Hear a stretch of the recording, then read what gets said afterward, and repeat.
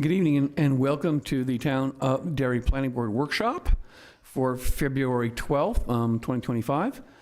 We normally start our meetings with a Pledge of Allegiance, so if you would rise and join me. I pledge allegiance to the flag of the United States of America and to the republic for which it stands, one nation, under God, indivisible, with liberty and justice for all.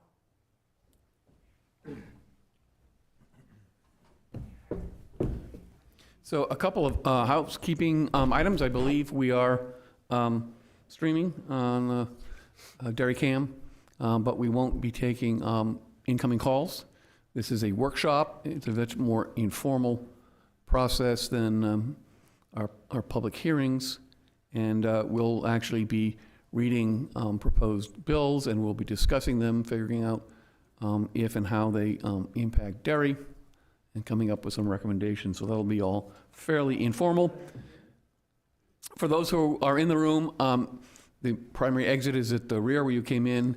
If there's an alarm activation, there's a secondary exit to my right, to your left. And the elevators will not be operational during alarm activations. You'll have to wait for first responders.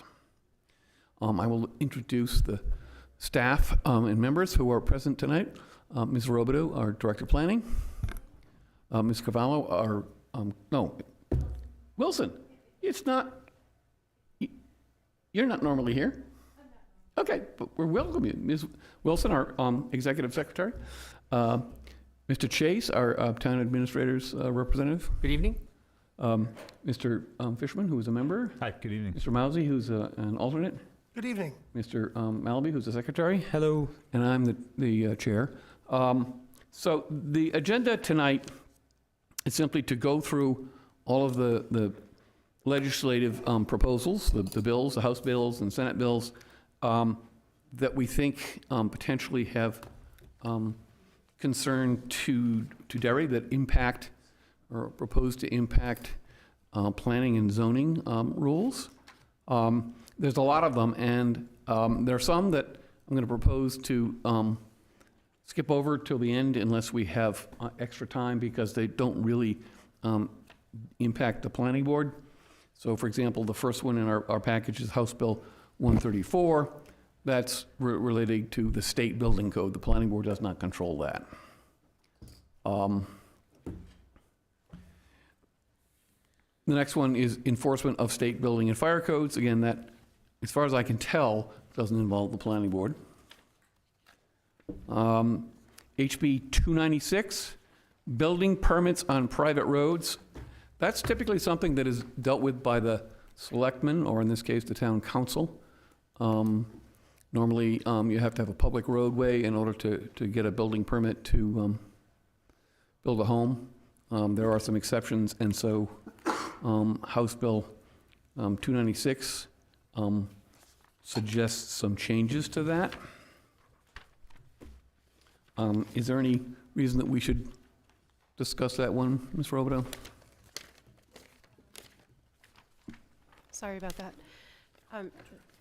The only change for our process would be that an applicant would skip the planning board recommendation, and it would go straight to, generally, I think in these cases, it goes to the ZBA, and the ZBA already requires that waiver of liability.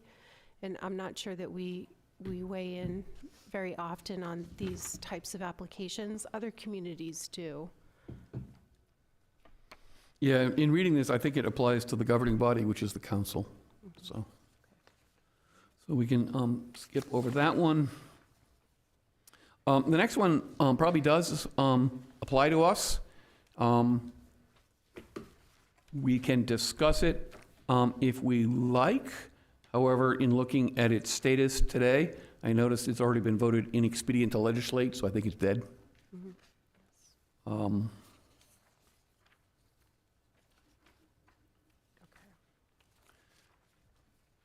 Are you referring to 296?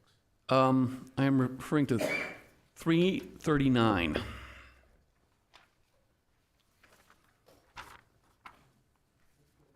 House Bill 339, relative to municipal master plans.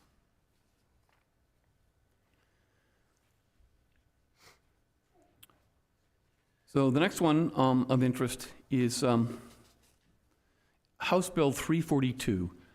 And this is one of the significant number of bills that is going to propose to make changes to the areas required for development. So I think we should look at this one in some detail. This one is still in committee. It has not been exec'd yet, so we don't know its ultimate disposition. So we can take turns doing this, but I will, I'm going to read the bill as introduced. New section, property density conformity and building without variance innovative? All right, that sounds weird. Amend RSA 674 by inserting a new section after 21A, the following new section, 674-21B, property density conformity and building without variance. Roman 1, in this section, A, density means the number of dwelling units per acre or the percentage of lot coverage by buildings and structures. And B, neighborhood means the properties within a 1,000-foot radius of the subject property. Roman 2, notwithstanding any other provisions of law to the contrary, property owners shall be allowed to build on their property without seeking a variance for minimum lot size or percentage of lot coverage if the proposed building conforms to the density of the neighborhood as follows. A, the building density shall not exceed that of the 10% most densely built properties within a 1,000-foot radius of the property. Or B, conformity shall be assessed based on the density of 90% of the properties within the 1,000-foot radius. Roman 3, for verifying that the proposed building conforms to the density requirements under this section. Roman 4, property owners seeking to build shall submit a density conformity assessment to the local planning board for review and approval. So for our friends in the audience on the ZBA, if this passes, there's no more lot size variances. So the questions I propose we ask for each of these, yes, Lynn Perkins, Chair of the ZBA, would you have some comments or questions? Yeah, I would. I'm interested in the overall viewpoint of this, not just perhaps just reflecting on the bills that are there. You know, you can have a neighborhood that is 100 years old, and as we argue or discuss these on zoning board cases, there's a transitional aspect that you're looking at. Is your little green light mic's on? not I don't know. I've turned. Oh, Oh, there there we you are. go. Thank you very much. I thought it was off, and then I thought I turned it on. But there's that transitional aspect, and I can use the East Derry store as the litmus on this. You know, when they wanted to open up the restaurant, right? And the zoning board itself was looking at what was that transitional time, and they were ignoring that and how that restaurant might fit during this time versus what the development of that neighborhood was at the time. And I think that this bill is kind of tragic because it takes that, as most of these bills do. And I'm interested in the roundabout conversation, but most of these bills take that local input, and I can tell you in that regard, the local input. Anytime there's an appeal that goes to a higher court, typically the judges that preside over those cases, the one thing that they're looking for is, does the members of that board have a good knowledge of the community? And that's the first and foremost thing that most of the judges are looking at. These bills will take that away, and that understanding of certain communities, parts of the community, and that transitional aspect and what the intentions of the town's development is in its direction off of the master plan. And so I wanted to interject that because I didn't want to just read through what these bills are. I wanted to have some reflective conversation about it and the tragedy that I think some of these are going, in my viewpoint, the tragedy that these bills are going to inspire. So interested in anybody Yeah, else's I think thoughts. it helps to have context. Mm-hmm. Maybe I should have initially started off with that, but I'll share some Well, hey, this is a workshop, Without and this is what we being- do, right? without trying to insert my opinion, but sort of quoting the chairman of the House Housing Committee very loosely. Mm-hmm. That's Joe Alexander from Goffstown. I attended the public hearing on a couple of these, and then I had to vector back to election law. But I think the objective is to either fully or partially cure the housing shortage, which is critical in New Hampshire and critical in many, many parts of the country, by overriding local land use law to increase density of development in various ways. And I can concur with that, and understanding that this is not just one political aspect, one side of the aisle or the other. ADUs cover both sides. They are both looking for the same outcome, but for different reasons, right? We hear cases come to us, and one of the things that the applicant will address is the need for New Hampshire to have more housing. But we also understand that certain communities give it more than others, right? There were certain communities that put up resistance to it, and they're in our county, right? And so it shouldn't just fall or be that central idea in Concord to just be able to say, well, we're going to eliminate any of you to be able to have that decision. And I think that's a tragedy. I think we need more housing up north, and perhaps in the central part of the state would help overall. But having one community like Derry, who's been, I think, over generous in this regard versus some other communities in the county, I think that it continues to take our own discretion out of it, and I think that's the first and foremost that we need to focus on. So Our a discretion. couple of further points on this. During my presentation to the council in January, I think you were in the room, I was. one of the items I reflected was the number of housing units that, I think was it the Southern New Hampshire Planning Commission, based on a study by somebody whose name I've forgotten, indicated that by 2040, Derry needed, 2,500 additional units. I probably fluffing the numbers, but there was some analysis as it applied to Derry, and I'm sure that there was analysis for each town in their respective regional planning districts. But it wasn't a small incremental number. Right. And I think that may be driving some of the concern that it may not be wise for the general court to leave it up to the discretion of every community to be proactive about meeting what is considered their regional share. And I will say that Chairman Alexander used the words snob zoning in his testimony. So there are some axes being ground in terms of either current or certainly past behavior of communities that kind of want to say, hey, we're happy with the population we have, let's pull up the drawbridge and not let anyone else in. And so I think that some of these laws are intended to cure the problem for those communities that are not being proactive, Right. but perhaps create an unfair burden on the communities that are trying to do the right thing. So, because once a law is passed, it applies to everybody, right?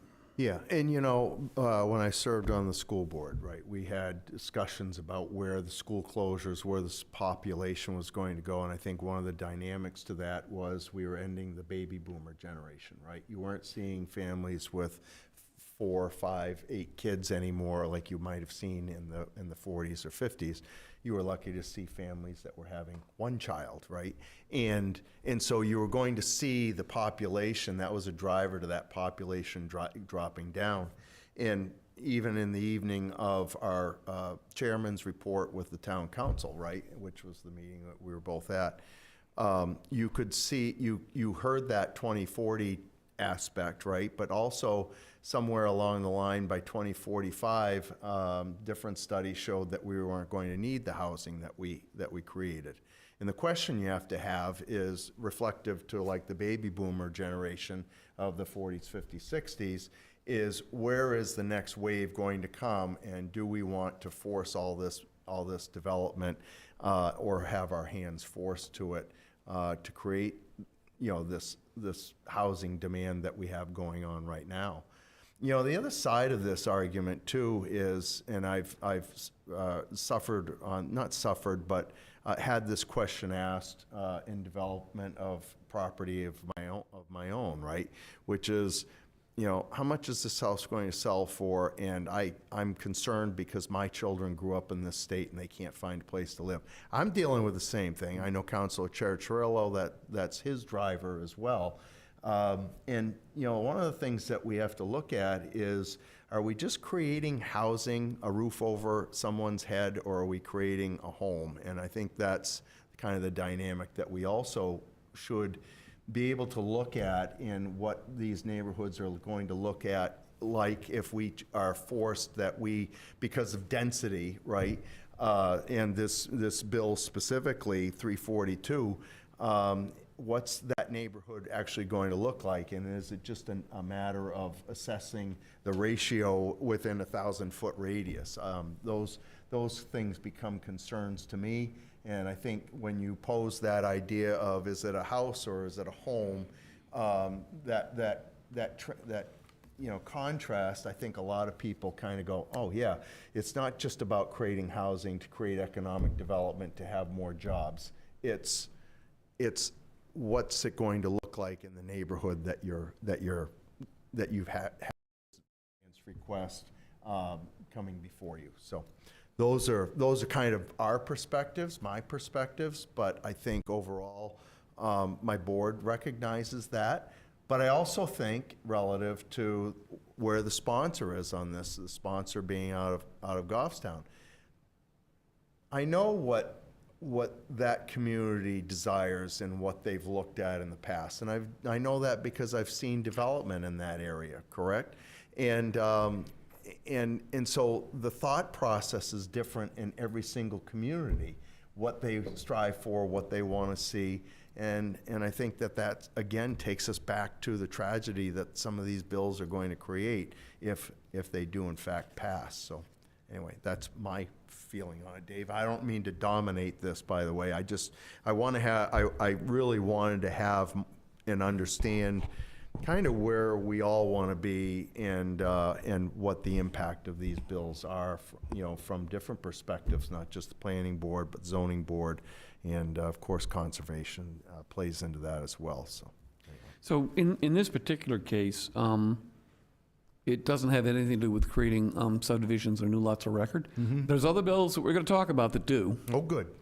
But this one talks about an existing bill for a lot that is smaller than the minimum size in its district. Mm-hmm. Someone wants to build there on, you know, and there's not that many of them in town left. Right. There are some.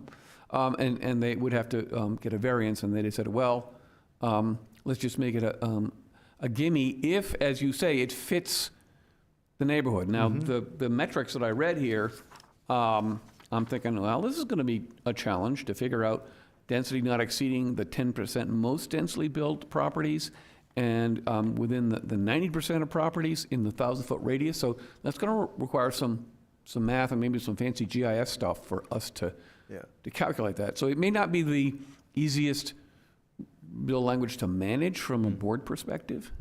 But I see what they're doing. They're trying to remove impediments to building housing. Sure. And as to traditional reasons for communities to be concerned about too many houses, and that was the size of the school budget and what it costs to educate students. I've seen the statistics from a number of places that in New Hampshire today, in new construction, the student ratio per unit of housing varies from 0.5 to 0.7. So it's not even up at 1. Yeah. So there is a, what do you call it, a baby implosion? It's not a baby boom. No. It's a decrease in population growth. Correct. Yep. And I'm sure there's lots of reasons, and I'm not smart enough to know them all, but one of them could be that folks who are of childbearing age are having a hard time finding a home they can afford. Sure. And that goes to that, is it a house or is it a home, right?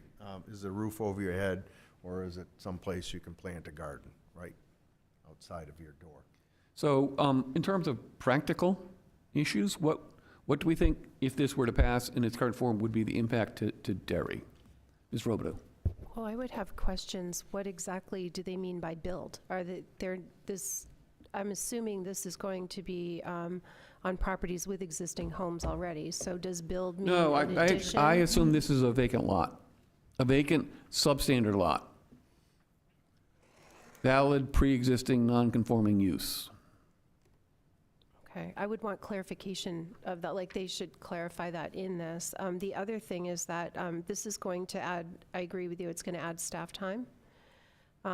It's going to, there are a lot of time, it's just trading one board for the other. So it's taking it off the ZBA agenda, it's moving it to the planning board agenda. And I don't think that it's saving time for anyone. It's some of the discussions that I've been attending. Barriers to housing are, how long it takes to get through the process. This language does not say that a public hearing is not required for the planning board to make a decision. And we generally have a public hearing in order to make a formal decision. I assume it would be. I guess the question is, I will ask it, and I don't propose that anyone in the room knows, how many substandard lots without houses on them do we have left in Derry? Well, that's going to depend on... Well, no, that's a fact. yeah, That's a yeah. Doug GIS question. Yeah. I'm sure he can tell us that in 20 minutes, but... Yeah, or less, yeah. But I wouldn't imagine that there are, there's more substandard lots than there are standard lots. But substandard lots with no homes on them. Yeah. Yeah, we still have vacant parcels. Okay. So I'm guessing, and this is me reading into the mind of the people who drafted this, that they're trying to make it more of a conditional shall than a may. Typically, if you go to the zoning board, you have to demonstrate your hardship, which is less difficult than it used to be, 20 years ago, but still, there are the 5 criteria still, right? I think if they move it to the planning board and say, well, if the density is X or Y, then you shall approve it. And I think maybe they thought it was easier to force a shell down the agenda of the planning board than the zoning board, but that's just my guess. Mr. Tripp. Yeah. Excuse me. I look at this and I think part of the problem that we have here in Derry is a large portion of our housing stock in the central area is fairly old, and it sits on lots that are either 50 by 50 or maybe a 50 by 100, We had a case recently where people wanted to split a fairly large lot up, but they didn't want to pay for it. So if they were to use this rationale, the houses in this area are either on 50 by 50 lots or 50 by 100 lots, which is not very big, So if they calculate their density using, the houses in that area, they would be able to split the property that they wanted to split into 3, probably up into 10. Well, again, this bill does not talk about subdivisions, so there's others that will, and we'll get to them. This one, the way I read it, talks about getting a variance for an existing lot of record that doesn't have a house on it, and you want to build a house, and then the only reason you can't is because it's smaller than the minimum acreage for that zone. Yeah, but it talks about density, which I assume would talk about how big a lot that they, Yeah, basically, if there's, the neighborhood's all 100 by 100-foot lots, and there's one vacant 100-foot by 100-foot lot, but the current zoning makes all of them non-conforming because it requires Yeah. more area. They say, well, all the rest of them around here in the 1,000 feet are 100 by 100. This one's 100 by 100. You have to let them build. well,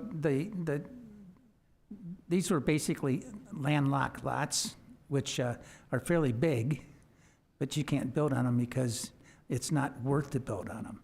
If you were allowed to split those Yeah, big so lots. I'm going to come back. This has nothing to do with splitting. It does not impact current authorization Yeah. for subdivision. Those requirements are not being touched by this.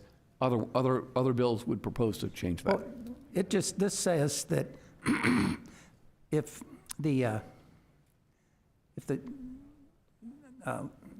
lots in a 1,000-foot radius are, say, 50 by 100, then you could build enough homes on your property without subdividing it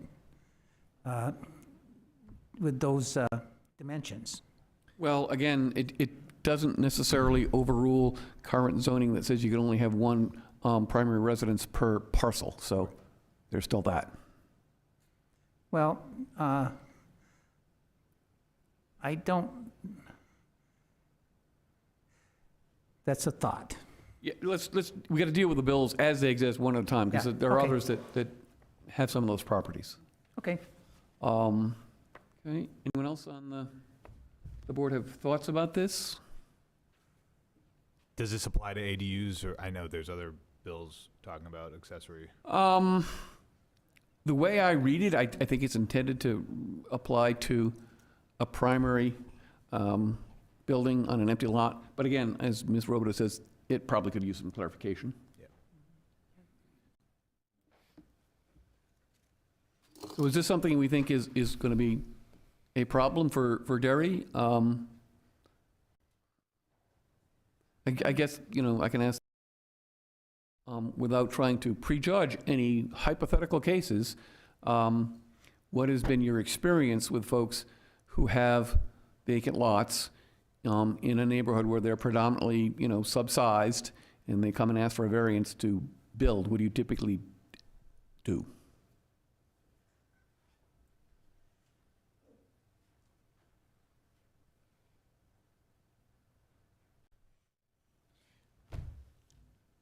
I think that, there's never, the rule is one application for a 1 acre lot is not a precedent for another. I know you folks have discussed that on your own, in some of your own cases. And so there's not one rubber stamp that works for the whole thing, which is the problem with having one central location in the center of a state making the decisions for everybody, or trying to legislate that, these aspects around, we gave some relief to some parcels.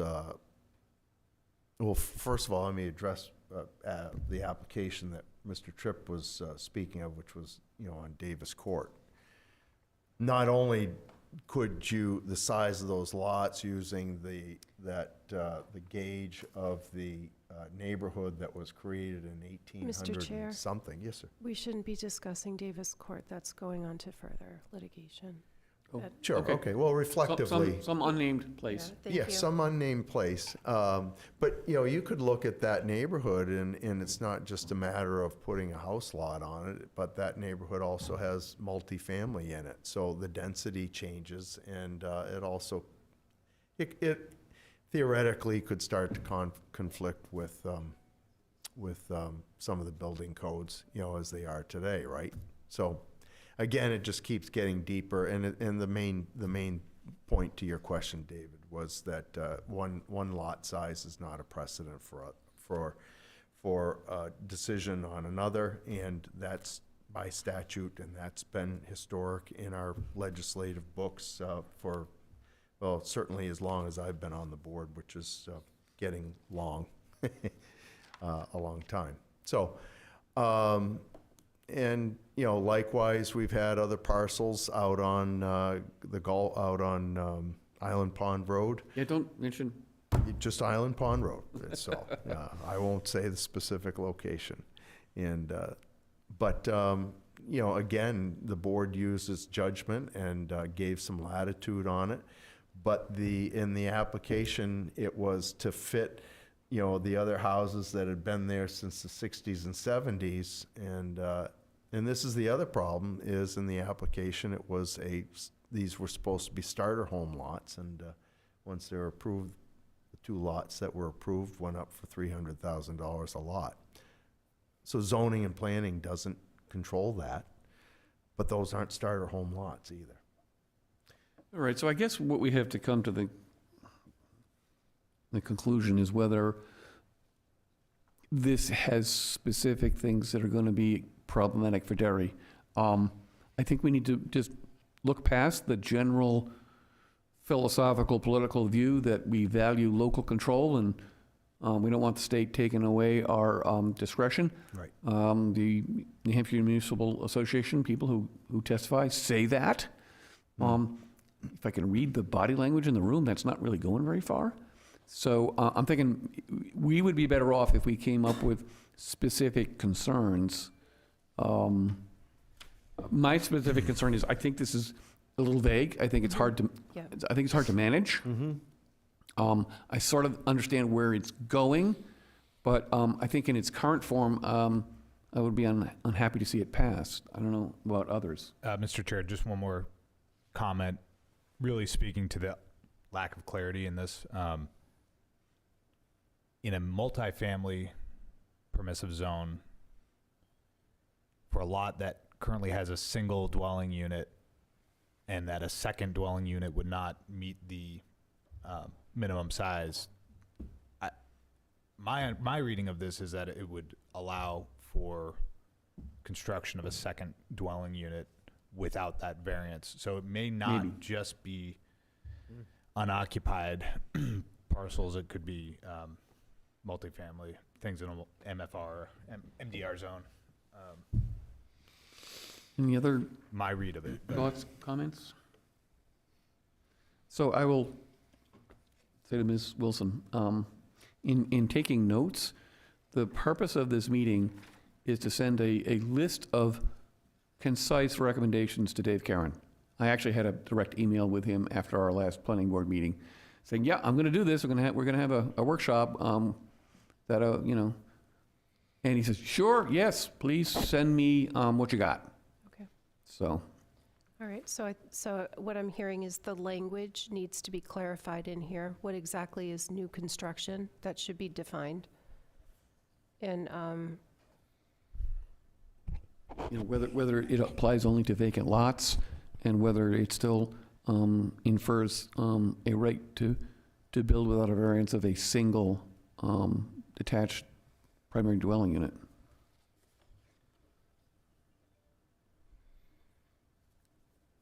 Excuse me, are we still in 342, We Elizabeth? are. Yeah, and we have a long list Sorry. of them, so. Yes. Got it. Well, I think overall, and I won't keep coming up, I just, you know, I wanted a philosophical idea on what's significant, right? And not sure if you were looking at, or didn't realize that you might be looking at critiquing or sending something relative to each House bill as you go through them.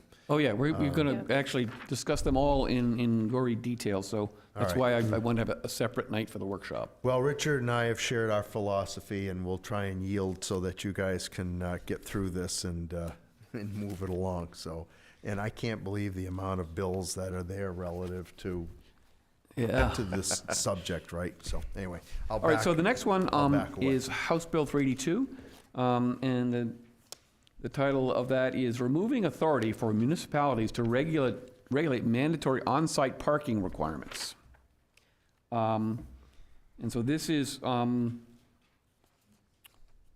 amendment to RSA 674-16, Roman 7, to strike out the text that was there in that section and replace it with, notwithstanding any provision of this chapter, municipalities shall not adopt or enforce any ordinance, regulation, or provision requiring a minimum number of off-street parking spaces for any land use or development.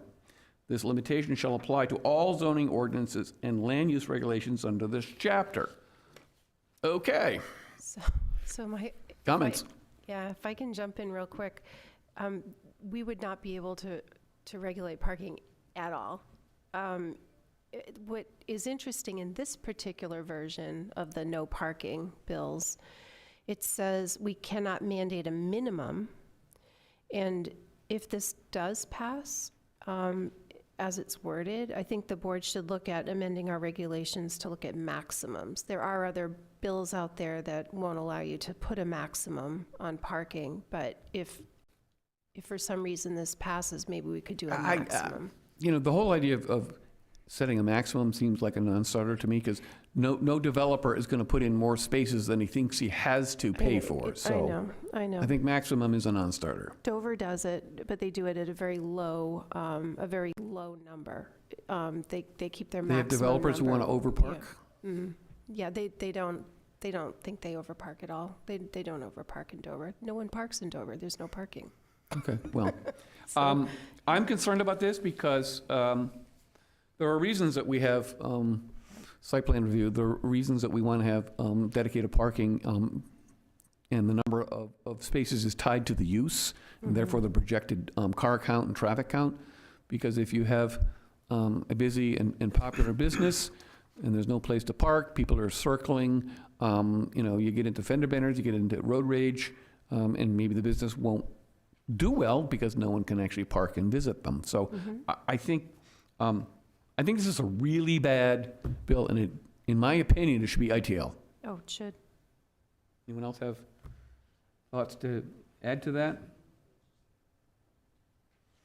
Is this Again- is this taken into consideration, like maybe the possible size if you needed a handicap spot? Nope, No, you can't do it. nope.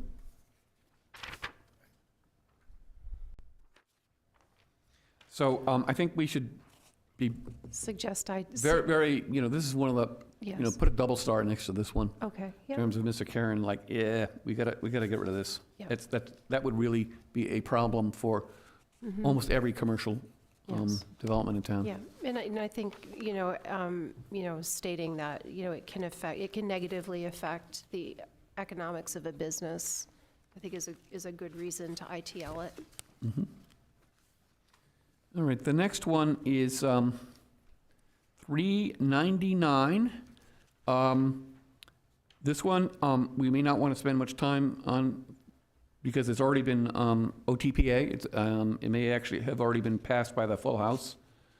This establishes a study committee over the next year to review the entire premise of enabling zoning statutes in New Hampshire.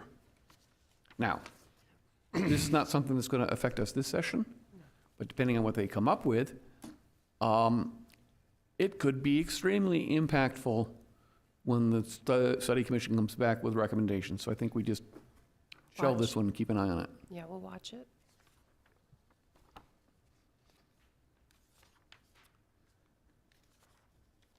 The next one on our list is House Bill 410. This has to do with ZBA conditions. No, it has to do with zoning. I don't know if it's ZBA or just zoning. It amends 674-17A. And it's inserting a new section. And this is a little longer. I'm gonna read this because I think this one is of high concern as well. Roman 1, notwithstanding any other provision of law, a local legislative body shall not adopt or enforce any extraordinary restriction of residential property unless the ordinance is directly necessary for the health or safety of the community. The legislative body shall include detailed written findings of fact based on empirical evidence published by a nonpartisan source to demonstrate direct necessity. An aggrieved person under RSA 676:5, Roman 1, who believes that the evidence used by the legislative body does not support its findings by a preponderance, or that the evidence is not appropriate for use by the body according to the requirements of this paragraph, may appeal to the Zoning Board of Adjustment under RSA 676:5. All enforcement or adoption actions in the matter shall be stayed pending on the resolution of the appeal. Roman 2, for the purposes of this section, extraordinary restriction of residential property means any ordinance that restricts, regulates, or prohibits property used or proposed for residential purposes, whether built on or off-site, that has A, any minimum square footage requirement for a dwelling or unit in excess of 200 square feet, or the square footage required to meet the state building code, whichever is greater. I'm thinking 200 square feet is a tiny house. Yep. Wow, okay. B, lot size requirements above 5 acres per unit. Now, they say per unit, which of course is a little confusing if it's a single-family development versus a multifamily, residential use on commercially zoned lots. So this is one of the bills that allows residential use as a use of right in all commercial districts. In-home business use in residentially zoned lots. Local amendments to the state building code or state fire code regarding materials or methods of construction which impact residential buildings of not more than 4 units. F, fees on various applications or building permits in excess of $100 for owners who own no more than one property and whose previous year household income was less than 150% of the town median household income. G, a restriction on the amount of time a property owner or someone authorized by the owner may camp on the property, either in a vehicle or any other structure without a foundation. Roman 3, a restriction on the number of persons camping when there are 4 or more persons camping per acre is not an extraordinary restriction on the residential property. And then new paragraph 674:33, inserting a paragraph Roman 8, notwithstanding any other provision of law, upon an appeal brought under 674:17A, the Zoning Board of Adjustment shall have the authority and duty to determine whether the evidence used by the legislative body is based on empirical evidence published by a nonpartisan source and whether it supports the legislative body's findings of fact by a preponderance. Additionally, the board shall stay any imposition or adoption of the contested ordinance pending resolution of the appeal.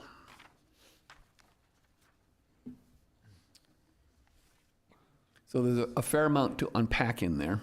We would need to, if this passes, we're going to have to amend our ordinance with regard to ADU sizes. We're going to have to allow and permit in tiny homes, and we're going to have to change our single-family residential minimums. We'd have to. It also allows camping. And yeah, that's, how do you, who enforces that? Camping, you can be in a vehicle, and it looks like you can have 4 people in the vehicle. What? I don't understand that. Well, I think our residential districts require homes to have some sort of permanent, if it's a mobile home, it has to be somewhat Right. affixed, jacked up, not on wheels. Yeah. If it's obviously a manufactured home, it has a foundation. Right. But a camper simply has wheels that are touching the ground. Right. They don't say that, they say vehicle. I mean, I would take it right on the face of the word and as it's meant. I mean, to me, that, I read that and saw car. But this would, if this passes, this requires an extensive rewrite of our ordinance, not fully extensive, but a decent rewrite of our ordinances. Mr. Chase? I think the one that's being missed here is number 2C. It eliminates zoning. Right. Why do you have zoning? To separate the uses. That eliminates it. There are a couple of bills, this is just one of them that do that, yeah. But on this bill here that we're discussing, it eliminates zoning. Yeah, the argument from the proponents is, again, we need to increase density. We need to put houses everywhere we can, and mixed use is a currently cool thing, and therefore we should not stop people from building residences in the middle of commercial areas. You know, if you want to build a house in the, in the middle of Shaw's Plaza, you should be allowed to. Correct. And what is that doing? It's eliminating zoning. On its face, that's what this bill does. Well, all these bills, to some level or another, Well, they rescind- restrict it. This Yeah. eliminates it. Mm. It's telling you that you cannot have a commercial zone and tell somebody that they cannot build a single-family house in it. And that is what zoning was formed back in the 20s, when they started drafting zoning in cities and such, was to, if you read the, Yeah, oh, I of know. it, that's what zoning was for, and that's how it passed muster back in the 20s in the Supreme Court, when it was fought, and it passed muster because of separating the different uses. You didn't want your residential in with your commercial, your industrial, and all that, and this is eliminating that. It's saying you can build a residential wherever you want. I mean, there are problems with that. I mean, we do in Derry have places we encourage mixed use, Yes. okay? But mixed use isn't what this bill is talking about. It's talking about residential in commercial zones. It's talking about ad hoc mixed use as a right. Yeah.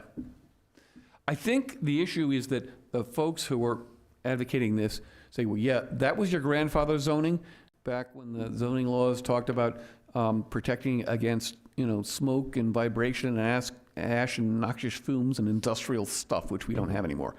I suspect that's one of the reasons there's a commission to rewrite the whole framework of enabling zoning in New Hampshire.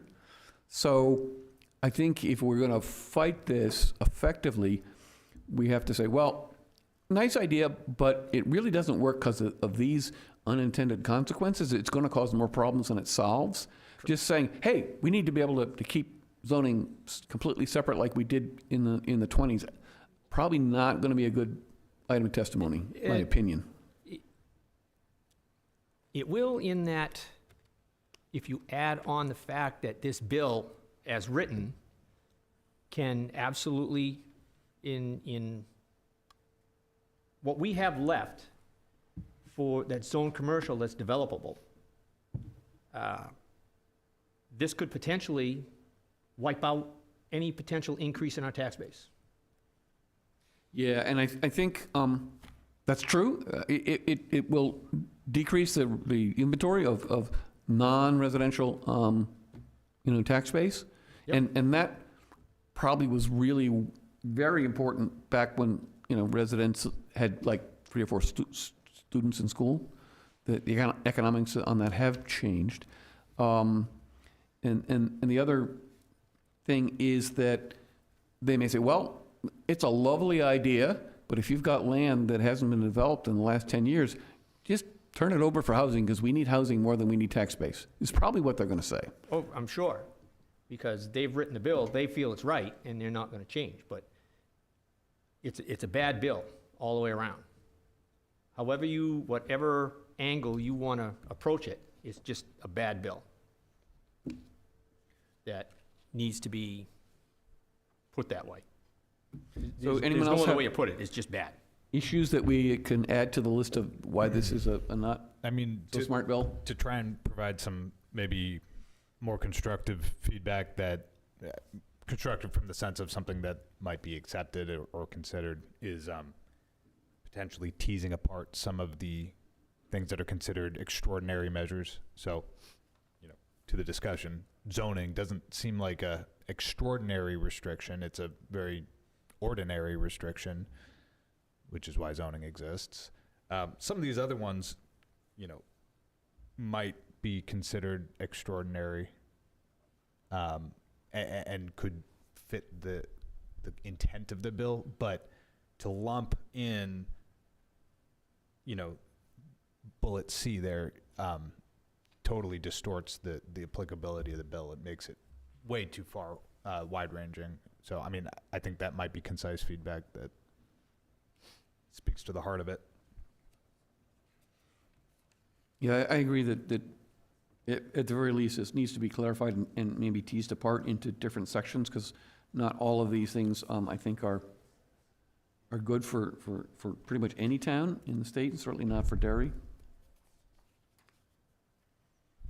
So I guess my recommendation is it's either ITL or it's rewritten.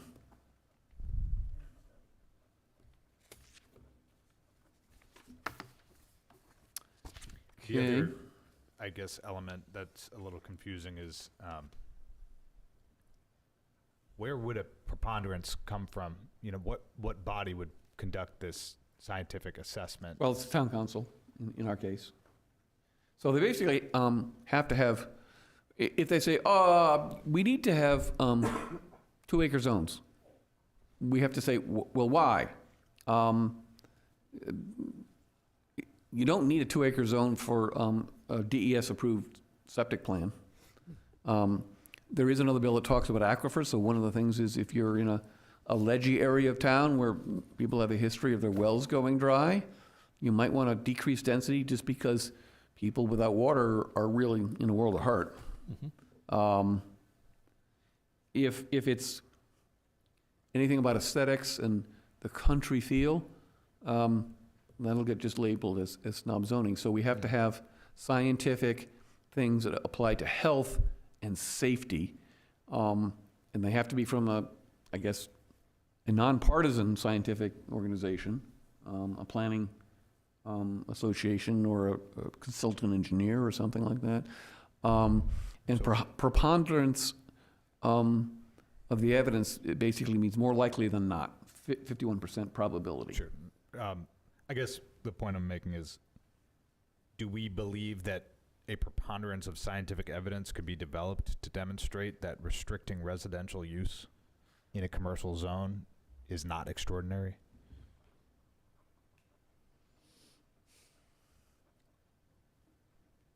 I don't know. How would you even go about that? I mean, because there's lots of factors that go into here, and if they're restricting it to only ones that affect health and safety of the community,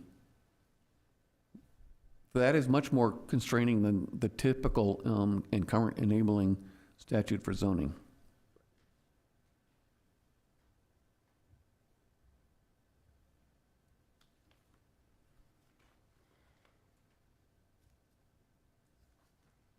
If this passes, we would, need to commission some kind of economic study to understand the impact of, losing commercial uses or, having residential replace commercial or something in order to defend that.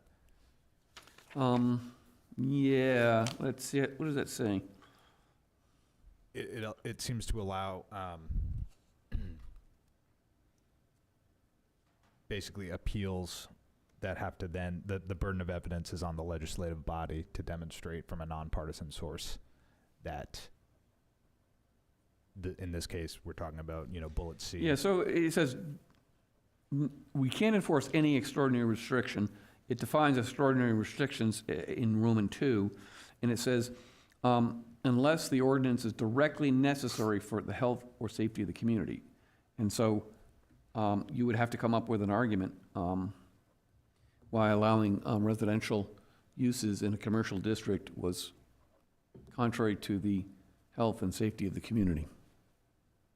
I'm not saying we can't, but nothing pops immediately to my mind.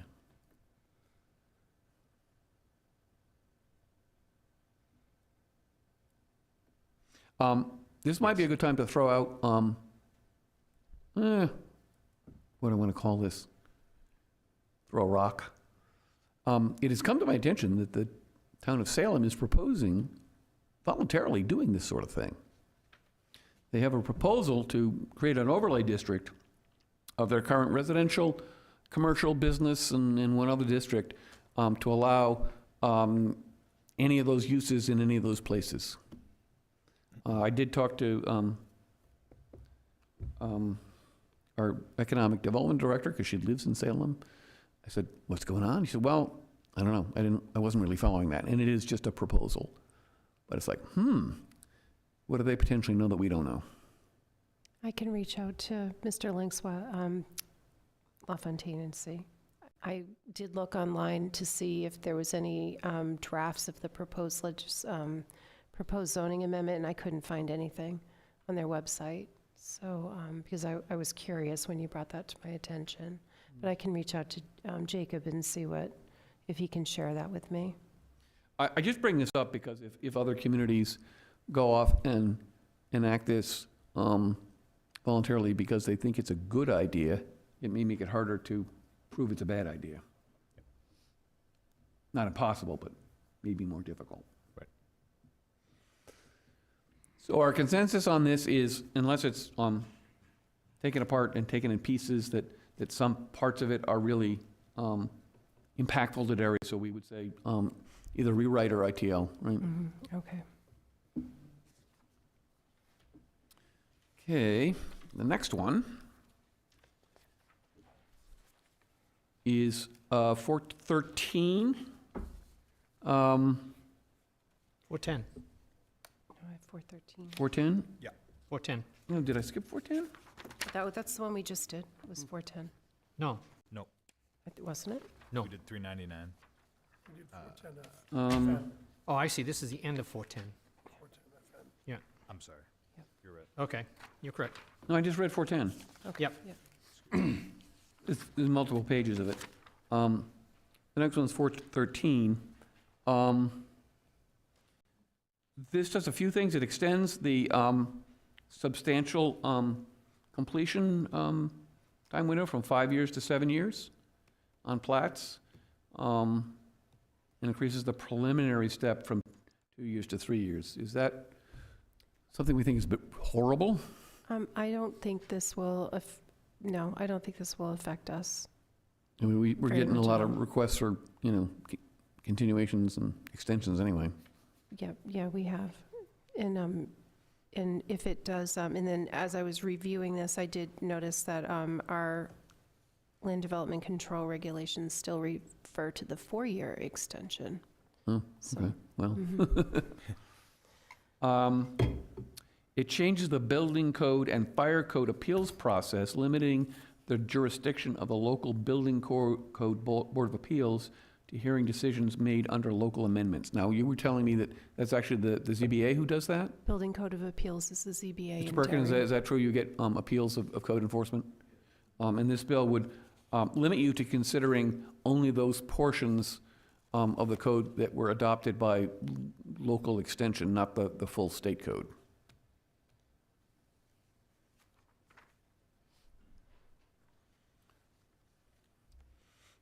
And I think we're in compliance with the local state code. I don't believe that Derry has any codes that are not part of that at this point. One of the points that's emphasized in the building code, and having some credential in there, is that everything is up for interpretation, which, if you understand perhaps the plumbing code, there's about, I believe, nationwide 37 plumbing codes in different states or commonwealths or whatever. And so all of those, and not just plumbing, can have some kind of different interpretation to them. And so relative to administrative appeals or appeal to the building code, you can have that interpretation. And Liz is right that I think just said that we don't have any local codes here, that I would concur with her on that. Okay. Most everything is reflective off of what the state adoption is through the fire marshal. And the only other thing it says, decisions of the Building Code Review Board regarding decisions of the Fire Marshal and local Building Code Board of Appeals may be appealed to the Superior Court or the Housing Appeals Board, which is kind of what we currently have for planning, It is. so. Probably no great impact there, right? No, I wouldn't think so. Good, because 13's many pages to read. Next one is House Bill 444. It has to do with notification prior to the sale of a multi-tenant, multi-family home. And I think we can dispose of this because it's already been determined ITL. Okay, good. So that leaves us to 457, zoning restrictions on dwellings. And the analysis is this bill prohibits the adoption and enforcement of any zoning ordinance that restricts the number of occupants of a dwelling unit to fewer than 2 occupants per bedroom. The bill also prohibits the adoption and enforcement of any zoning ordinance that discriminates based on familial, non-familial, or marital status. So does Derry have any ordinances that says you can only have 1 person in a bedroom? I don't believe that we do, and I don't believe that we restrict housing types to family members. Okay. So the ADU thing changed, so that's, it needs to at least be owner occupied, one of the units, but we no longer have the familial relationship between the 2 units for an ADU. Or even individuals within bedrooms of the primary unit. Exactly, yeah. Okay, then we don't need, Yeah, we could- don't need to worry about that one. Yeah, I'll double check. There may have been some vague language relating to group homes or something, but we can check on that if this passes. Just a quick note, Dave, the building code requires for a bedroom, a 7 and a 10-foot wall, and a 70 square foot restriction for a bedroom. Kind of interesting, putting 2 people in a 70 square foot bedroom, but, right? Well, worse things have Dorm rooms. happened in the history of America. That's true. Yeah, they've fit 27 people in a Volkswagen Bug. Who's say you can't fit 27 in a 70 square foot bedroom, right? So the next one is particularly interesting, 459. Analysis says this bill prohibits zoning ordinances regarding single-family residential uses from requiring larger acreage sizes than are necessary for community health safety given sewer infrastructure. So I'll read the whole thing. It's not that long. So it has a new section by amending RSA 674, inserting after 16A the following new section, 674:16B, single-family housing acreage, Roman 1, in a majority of land area, and I was told by the chairman of the committee, a majority of land area that is zoned to permit single-family residential uses means 51% of the total land area that is zoned for that use, 51% or more. In a municipality, for lots not serviced by municipal or community sewer infrastructure, no ordinance shall require lot sizes for single-family residential uses larger than is required by the Department of Environmental Services for individual sewage disposal systems pursuant to RSA 485A and Chapter ENV-WQ 1000, unless the municipality provides, again, empirical evidence that the health or safety of the community will be meaningfully impacted without the ability to require larger lot sizes. In determining what considers a majority land area zoned for residential uses, the municipality may include areas serviced by municipal sewer. So let's talk about that for a second. The way I interpret that is it says that in 51% of the residential districts, the lots can be no larger than required by soils-based septic design. Does anyone else interpret it that way? The lot Yes. requirements, the minimum. The size of the lot? Now, I don't know much about septic design. I know that typically they will give you a, so many, 1,000 square feet of septic area, depending on the number of bedrooms and whatnot.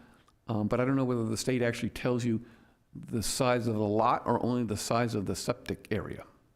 Does anyone know? So, Is that soils-based zoning? yeah, so generally it's soil specific, and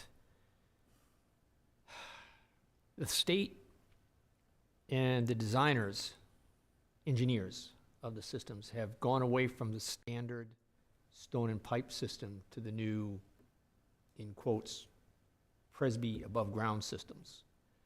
And those are allowed in smaller footprint, much smaller footprint. And they're allowed in less favorable soils than the stone and pipe. So I have seen systems put on lots that you could never build on with a standard stone and pipe system. So it would decrease the density quite a bit. Or increase the density, decrease the size? Decrease the size, yes, I'm sorry, correct. It would decrease the size of the lots considerably with the new engineering and the new systems that they have come out with. Generally, this is where your HIS comes in. They go in, they check the soils, they check, your mean water table, what type of soils it has, what type of drainage, is there ledge, those sort of things. These new systems that they use take a lot of that away because they're above ground. A lot of them, they're a raised system. We call them elephant graves. You drive by a house, you see the big elephant graves with a pipe sticking up out of the ground. That's what they are. Sometimes, with the lay of the land, they can actually put them in a lower area and level off a lot with them.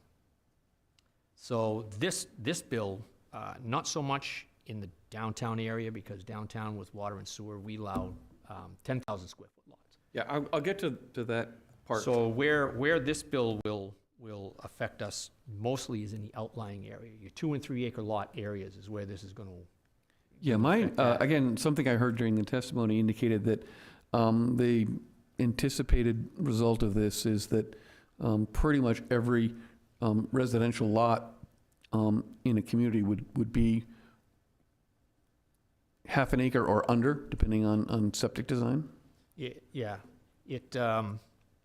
like out in the outlying zones are 3 and some of the lots are 5 acres. If this passes, depending on ledge, soils, that sort of things, what the engineers come up with, they could potentially subdivide, you with a 5 acre lot could potentially subdivide it into 4 or 5 lots. Well, maybe 10. Well, there's other factors that come in. I mean, that's. Well, on its face. not according to this bill. They don't Well, consider anything else. Yeah. And that's one of my That's the issue. That's one of my problems with it. Where we would come into conflict is, what does that particular lot have for frontage? Does it have the minimum frontage? Yeah, and it goes way back? Yeah, they're discounting frontage as well, so. Correct. So this bill on its face is going to be very confusing. It's going to affect every community. Let's face it, it's going to affect every community. It's going to affect us because the vast majority of our lots are 2 or more acres that have already been built on. I'm not even talking what we have left over in the outlying areas. So, yes, on this, it says, nope, you've only got to have, a 1 acre lot to build by your soils, but there's no frontage. So what happens there? There's where you're going to have a big conflict. Yeah, so I actually did speak to this bill as a person, an individual, because this one bothered me, and said, you didn't consider like water, you haven't considered aquifers. Mm-hmm. There are a bunch of other environmental things that Yep. come into lot sizing. Wetlands. Wetlands, slopes, Where the well is gonna be, yeah. this gets closer to a well. And all of that is ignored here, and it's a kind of a shell, so that I think it's a non-starter on Oh, yeah. on the surface. The other interesting piece of testimony I heard is like, well, we want to get rid of road frontage because that means that the town highway department has to spend more money to maintain the roads per taxpayer because we want to pack them in like cordwood. That was the lady I talked to you about from Peterborough. Who shall remain nameless for this purpose, but.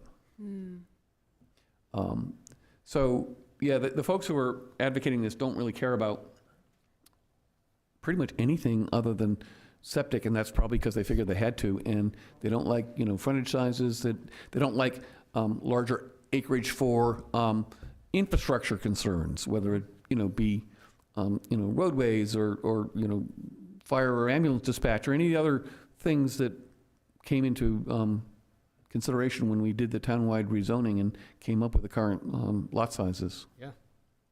So on that alone, I would say my opinion is this should be ITL, and it would be very, very impactful to Derry. Oh, yeah. It goes on to say, Roman 2, for lots serviced by municipal or community sewer, they don't talk about water, no ordinance shall require lot sizes greater than 22,000 square feet for a single family, provided there is adequate sewer capacity to accommodate development on such lots, unless the municipality provides empirical evidence that the health or safety of the community will be meaningfully impacted without the ability to acquire larger lot sizes.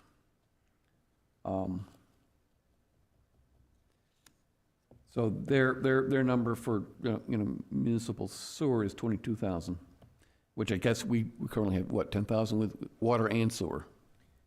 Mr. Chair, Roman numeral 4 says, nothing in this section shall be construed so as to override or supersede applicable municipal zoning regulations unrelated to minimum lot sizes. So does that assuage your concern about frontage? Don't know. I would construe that as, yes, frontage would still apply. Yeah, you still have setbacks. Setbacks, still have Side frontage. setbacks. Yep. Again, that's this bill, or, I mean, Correct. there's a bunch of bills that all try to do the same thing and they have different language. Yeah. But this one on its face, that would leave everything else intact. Your setbacks, your frontage. But it's still, I agree with you on ITL it. Yeah. I mean, we may need to be prepared at some point to think about whether we downzone some of our outlying areas, whether 3-acre zoning in Derry's has a long future life, given development of housing needs, but that's something we don't have to decide tonight.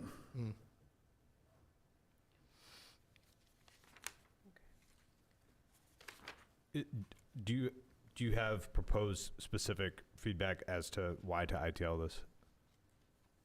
I think because it only talks about sewage, it doesn't talk about other environmental and infrastructure requirements for the lot. I think it's short-sighted in that regard. Okay.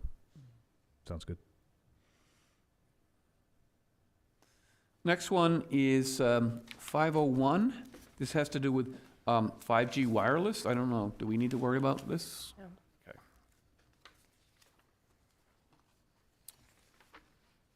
Next one is 568.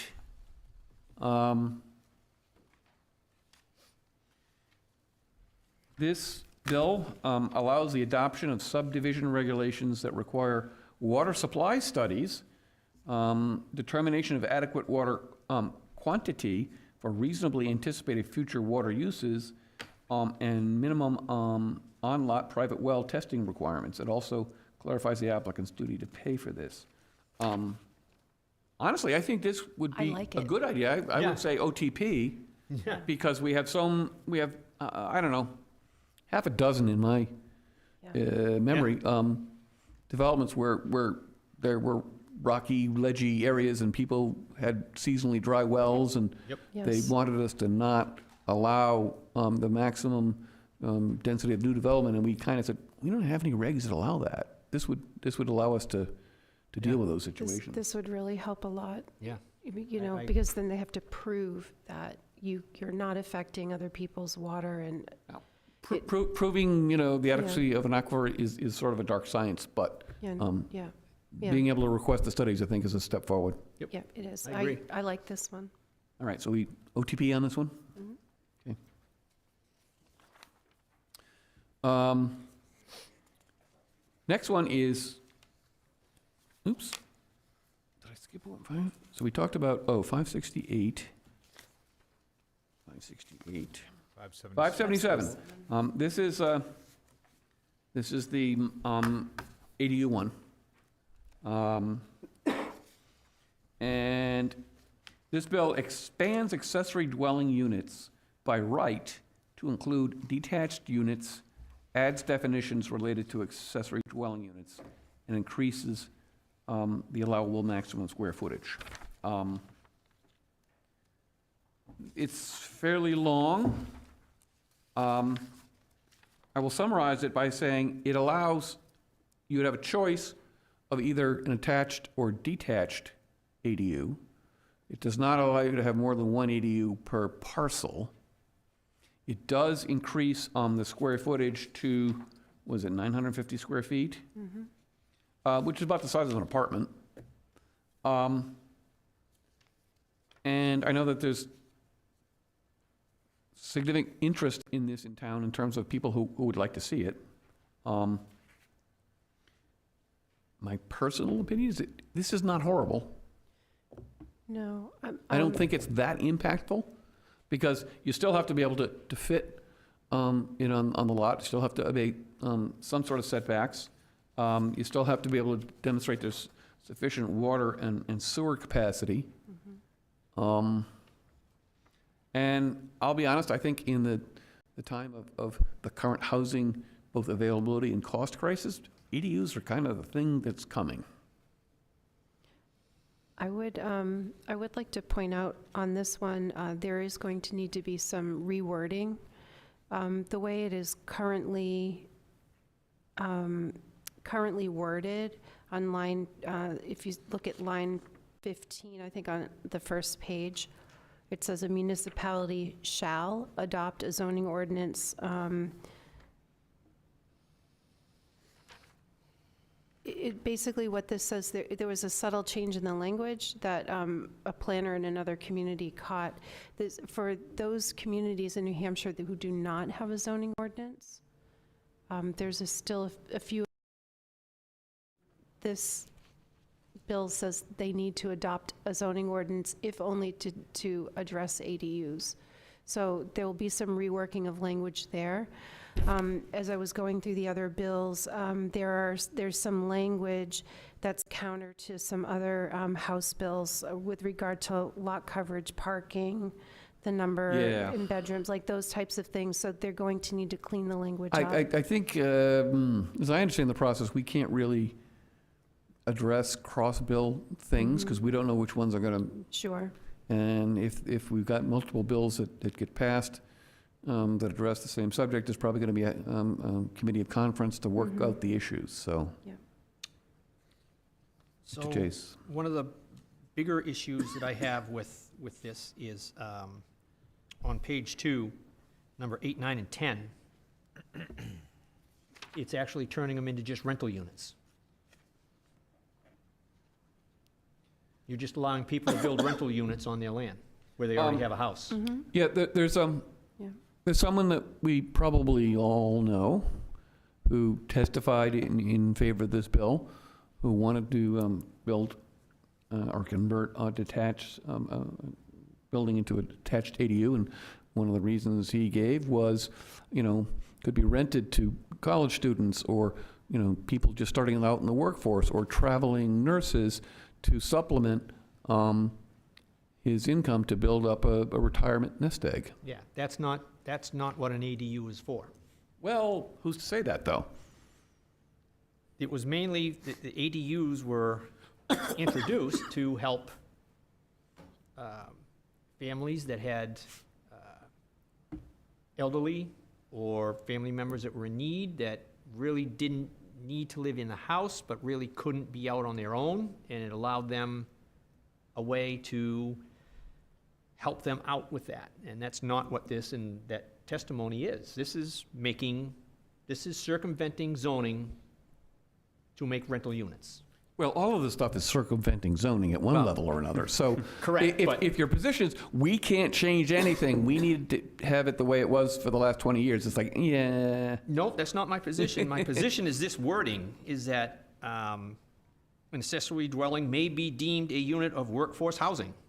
So what you're saying is ADUs are only for granny and not for unrelated people? Well, you can only have that for so long. That can be the initial purpose of building it. Granny passes, clearly they're not going to tear it down. Or they move away.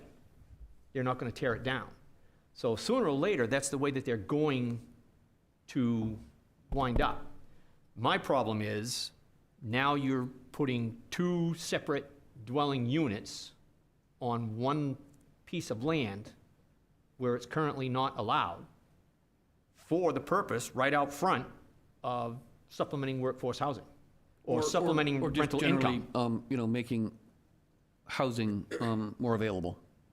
Small, affordable housing more available. And I think that, if you were asked the people who wrote this, yeah, that's why we're doing it.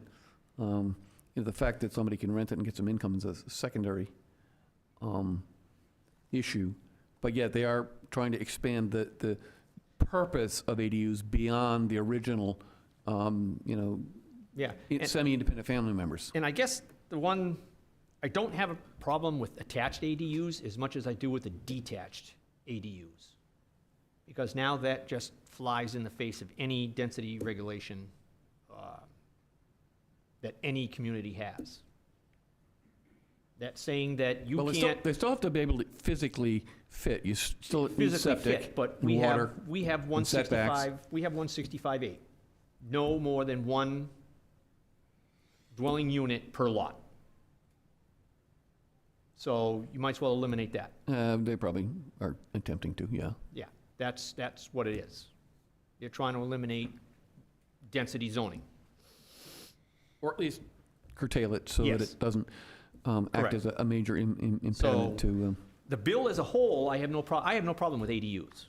There's a need for them, and I have no problem with that. It's mainly the language in those three paragraphs and the fact of the detached.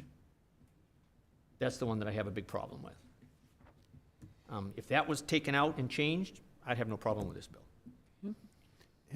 Historically, Randall's right about where the need for ADUs came up, which was the needier. And all laws can evolve, and ADUs have become the slippery slope, right? And some towns already have a choice. You can have them 500 to 800 square feet, or 500 to 1,000, and they can be attached or detached, both. And in one particular instance, that town is, even if it meets that requirement, they still want you to get a special exception for the ADU. So I know that by experience. But it's become a slippery slope, and of course, once the idea of ADUs are implemented or put out there, then somebody else says, well, this is a great way for economic development, right? And now let's make it so that you can have them detached, which I have an issue with as well. So, just historically speaking, I'll rest. Any other thoughts? We've got some different opinions here. We kind of need to come to a single consensus at some point. I mean, I generally, and maybe this is a philosophical comment, agree with calling a spade a spade. And so, this seems like the most effective way to increase density. So shoehorning it into a set of regulations that have a whole different original set of consideration is sloppy. And it does seem like a shoehorn. But of all the bills presented, it seems the most likely to actually increase density and increase availability of housing. Yeah, I guess I come with the preconceived notion that the state's goal of lowering average cost and increasing availability of housing is a valid public purpose and a worthy one, and that we shouldn't be trying to be obstructive just because we don't want things to change, because the world's changing. So my view is, this is maybe not perfect, but I don't really have any agita with this particular one as written.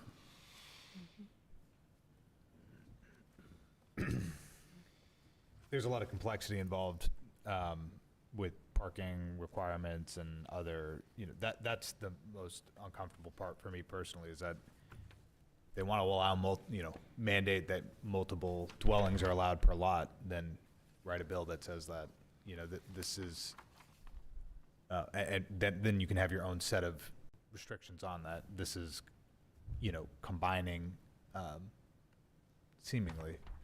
Well, given all of the discussion, maybe we should actually read all of this. It's like a little over 2 pages, so I'll try to read it quickly. Definitions: accessory dwelling unit means a residential living unit that is located on a lot containing a single-family dwelling that provides independent living facilities for one or more persons, including provisions for sleeping, eating, cooking, and sanitation on the same parcel of land as the principal dwelling unit it accompanies. Accessory dwelling units may be constructed at the same time as the principal dwelling unit. Attached unit means a unit that is within or physically connected to the principal dwelling or completely contained within a pre-existing detached structure. Detached unit means a unit that is neither within nor physically connected to the principal dwelling unit nor completely contained within a pre-existing detached structure. A municipality shall adopt a zoning ordinance pursuant to the authority granted in this chapter that shall allow accessory dwelling units in all zoning districts that permit single-family dwellings. One accessory dwelling unit, which may be either attached or detached, shall be allowed as a matter of right.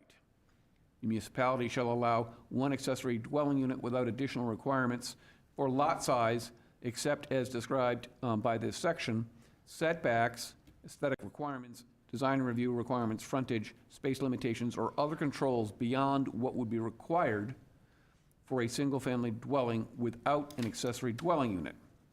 That sentence is a little convoluted.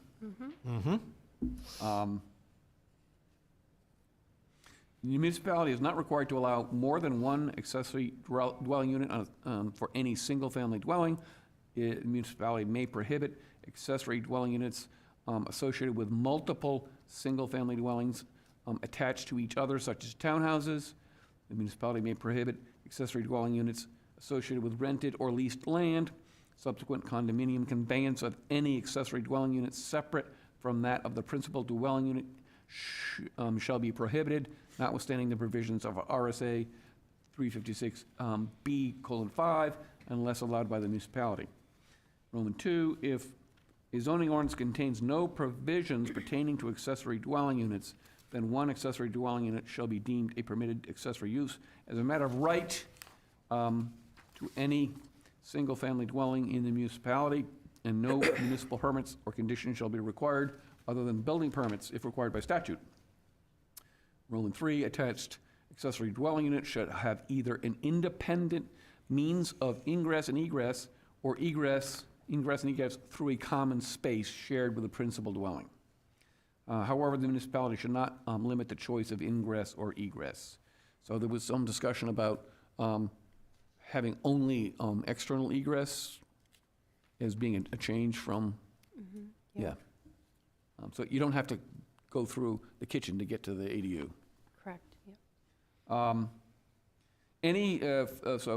Four, any municipal regulation applicable to single-family dwelling shall also apply to the combination of principal dwelling and accessory dwelling unit, including but not limited to lot coverage standards and standards of maximum occupancy per bedroom consistent with policy adopted by the United States Department of Housing and Urban Development, provided that such municipal regulation shall not be more restrictive for accessory dwelling units than for any single-family use in the same zoning district.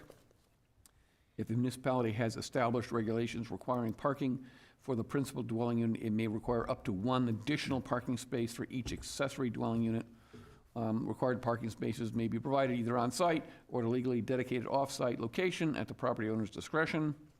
5, the applicant for a permit to construct an accessory dwelling unit shall make adequate provisions for water supply and sewage disposal for the accessory dwelling unit in accordance with RSA 485-A:38, but separate systems shall not be required for the principal and accessory dwelling units. In order to comply with this paragraph and prior to constructing an accessory dwelling unit, an application for approval for sewage disposal system shall be submitted in accordance with RSA 485-A as applicable. The approved sewage disposal system shall be installed if the existing system has not received construction approval and approval to operate under current rules or predecessor rules, or the system fails or otherwise needs to be repaired or replaced.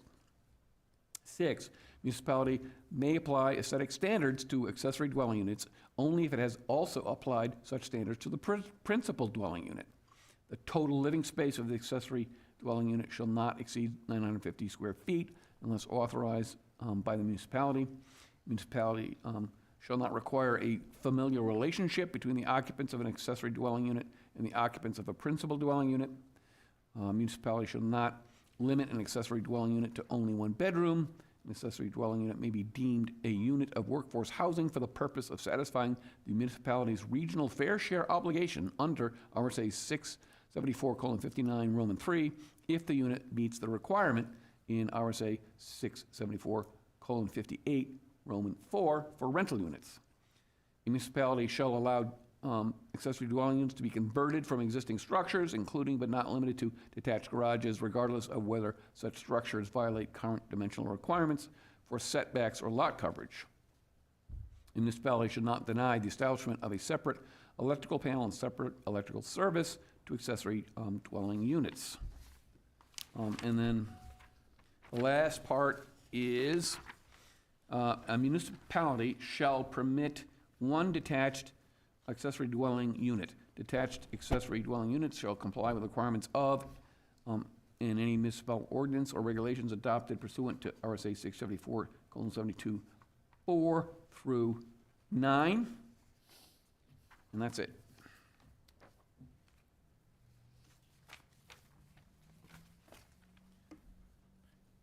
So Randy has concerns.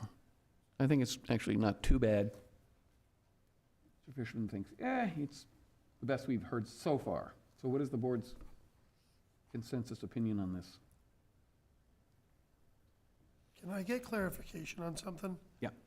So when it says the detached unit shall be allowed as a matter of right, and then it goes into talk about the total living space of the unit cannot exceed 950 feet, is that what they mean by the detached unit cannot be more than 950 square feet? Yeah. So if they were allowed to do that, do they need permits or anything, or do they have to do? Well, they need a have to building do permit, yeah. They would need, okay. But they don't 150 need a square feet, that's- subdivision or variance or special exception or any of that. Okay. Thank you. All right, I guess we'll have to poll the Yeah. board. So how many people think this is at least okay? Raise your hand. We got 3. How many people think it's not okay? 2. It's not bad, but I share, and it's probably more of a philosophical concern. I share the concern with Randy in terms of these becoming rentals as opposed to their original intention. I understand we can't talk cross-bill, but I like this from Section 2, Roman 1. Municipalities shall allow accessory dwelling units in all zoning districts that permit single-family dwellings. And should they pass House Bill 410, we'd be talking about accessory dwelling units in commercial zones. Well, yeah. No, I understand. We're not playing 3D chess here. Yes. But you know what I'm saying? And I don't mean to sit on the fence, but it's not bad, but that is my principal concern. And I believe this came up a couple of months ago when we were talking about this, and we kind of had a sort of the same roundabout discussion about ADUs. So I guess we'll record that the planning board has a split opinion and marginally supports it 3-2. Okay. Make it 4-1, please. I'll get off the fence. I'll support it, but that is my, Okay, 4-1. Next one is 631 FN. This is another one that permits residential building and commercial zoning by right.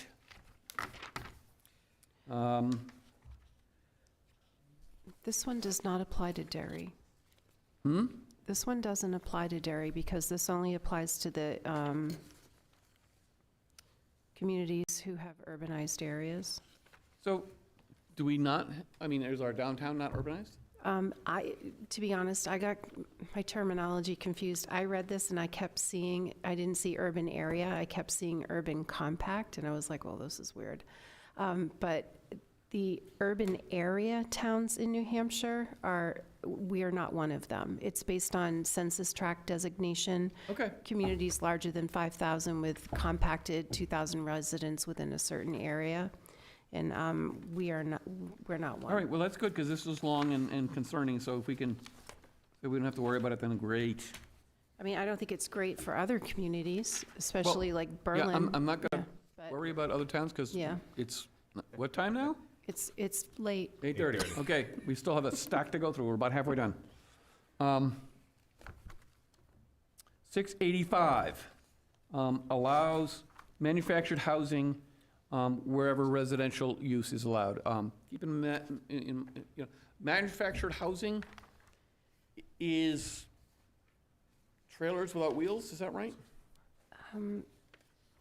Or have they redefined that? Manufactured housing, I believe, is that can also be defined, if they don't define it here. They redefine, Structure, sorry. transportable in one or more sections. So, yeah, this is actually, Which they usually called they called it pre-built housing in the old definition. You know, the ones that you see on big flatbeds that say wide load that have all the pieces of the house. right, Right. yeah, Used to call that pre-built. Prefabs. right? pre-built. Yeah, I think this is pre-built, and this is also what used to be known as mobile homes. When you look at the definition of manufactured housing, and it talks about the size of it. So I guess the question is. Mr. Chair? Yes. So, to eliminate some of the confusion, there's manufactured homes, and then there's modular homes. The difference is, and it's in this definition here, is a manufactured home, the frame stays with the home when it's set up. A modular home comes in on a frame with wheels. When the home is set up, the frame with wheels leaves. Well, I thought it was the other way around. No. And it's That is actually very in the, confusing. and it's actually in the definition, well, it's pretty clear. It's right in the definition here. Built on a permanent chassis and designed to be used as a dwelling. Modular homes aren't built on a permanent chassis. They're set on a transport chassis and taken off it on site. Manufactured homes, when they're set up, sometimes the axles and wheels stay underneath it, sometimes they come out, but All the right, so- frame itself stays. Oh, right at the end, they talk about pre-site built housing. That's what I was referring to. Well, they're both pre-site built, but that's the main definition Or between the modular two. buildings. Yeah. All right, so this includes all of that, right? So that's the difference between the two, between manufactured and modular. Okay. It's saying So- manufactured housing as defined in this section shall not include campers or recreation vehicles or, and I assume it shall not include pre-site built housing as defined in RSA 674 or modular buildings. So So it this seems is to be making a mobile homes. distinction. Yeah, so this is mobile homes. So, I mean, essentially, it's just saying that, someone could purchase a mobile home and bring it into a 1 or 2 acre lot out, anywhere where we allow residential, which I don't think this is any different than what used to happen in the 70s and 80s. What does our yeah. zoning currently say about that? We have, I think, right now, we allow, if you look in the list of the matrix of permitted uses, I think it's only allowed in the manufactured, the MFR.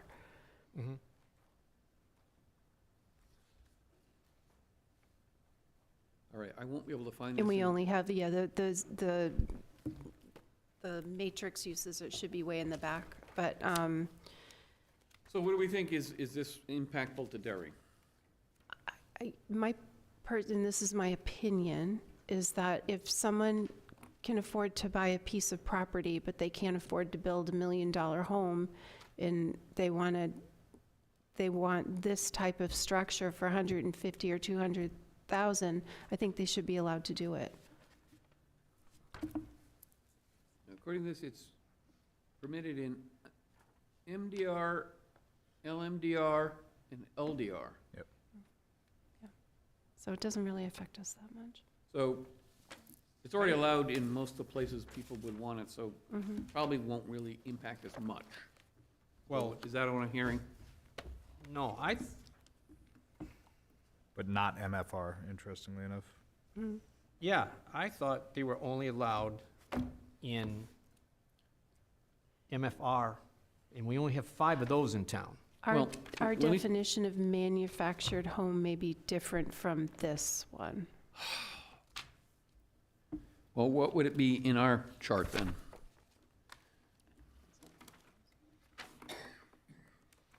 Because we have manufactured housing, I don't see mobile home anywhere. No, That's- no, because we don't refer to That's- them as that. I think that's what they're referring to. In manufactured housing, if I can follow this column all the way out, is allowed in That's 3 what I'm doing. districts. MDR, LMDR, and LDR.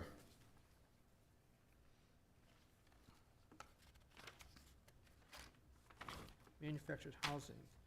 Any structure transportable in one or more sections which in the traveling mode is 8 body feet or more in width, 40 body feet, and it's basically the same. Okay.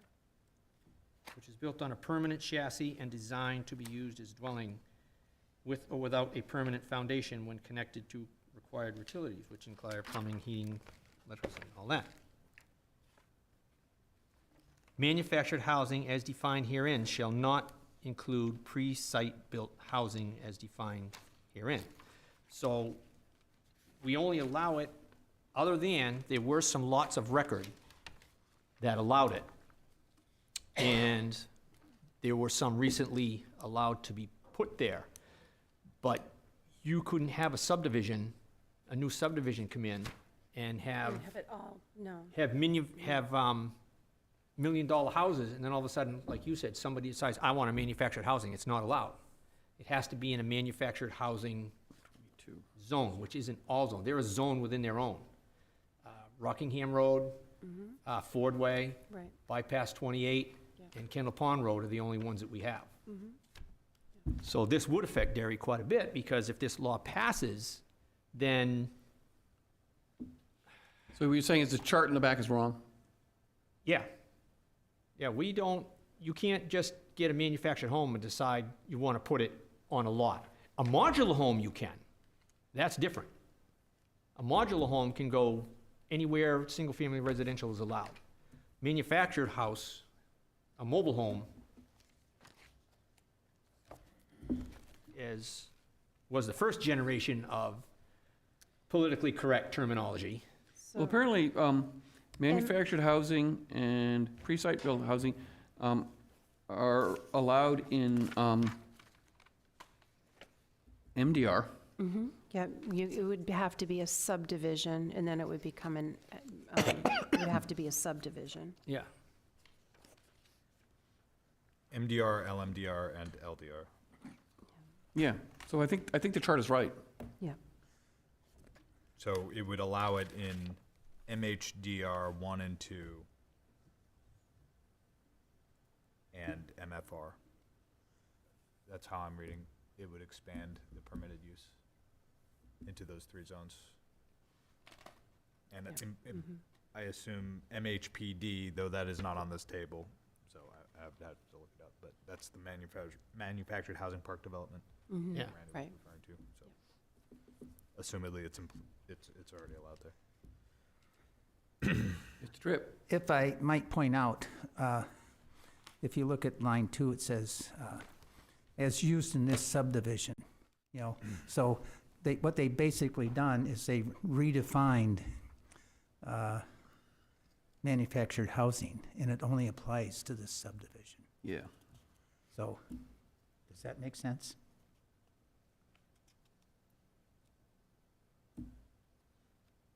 It's on the first page, Yeah, I can see where it's, manufactured housing as used in this section shall not include campers or recreational vehicles. Yeah. Or pre-site built housing or modular buildings. Right.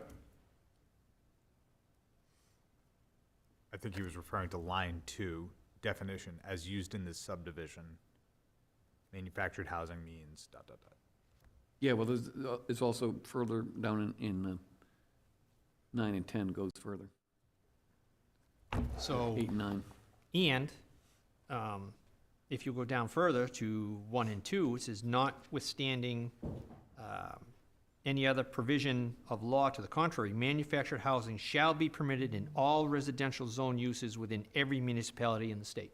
Right. Which means it would be allowed anywhere. Right, so. So if a It will subdivision increase was- the scope of usage Yeah. compared to our current zoning. Yeah, so if a subdivision was approved out in a 3-acre zoning and it got half-built and somebody bought a lot, they could plot a mobile home, as Ms. Robideau said, in between $2 million homes, and there's nothing that could be done about it. Right, so is that something? So we it does, need- all I'm saying is it does affect Derry quite a bit. And what is the rationale that we want to use to push back?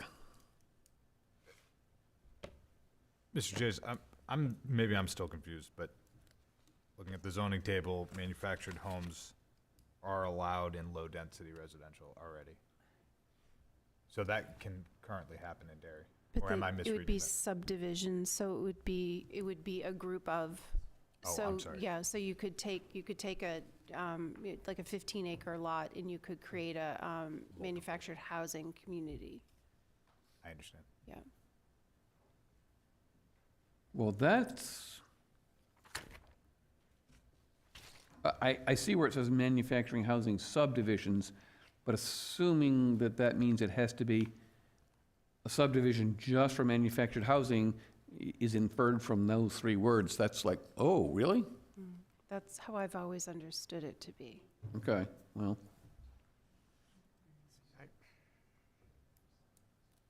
And so maybe that's a hint that we should take a further look at that in our ordinance another time. We can add it to the list of things to look at. so, but I guess the issue is, should we allow people, who bought a lot in a subdivision and we're gonna try to get a builder to build a custom home and, couldn't quite get the financing to, for some period of time, potentially an extended period of time, have a mobile home on that lot in between $2 million homes.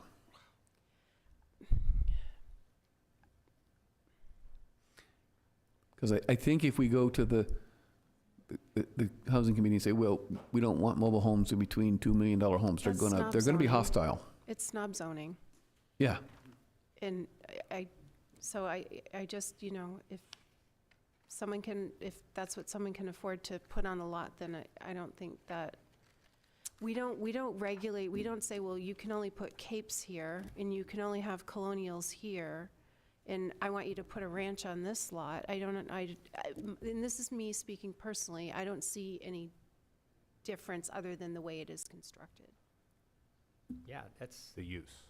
yeah, all I was saying was that it does affect us. I'm not saying that we can defend it.